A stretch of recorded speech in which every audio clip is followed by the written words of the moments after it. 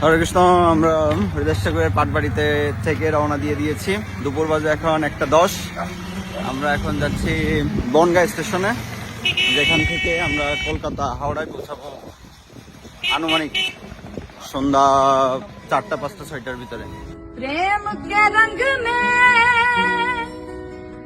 ऐसी डूबी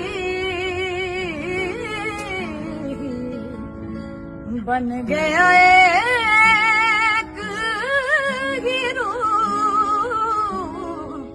प्रेम की माला जपते जपते, प्रेम की माला जपते जपते आप हुई बदनाम।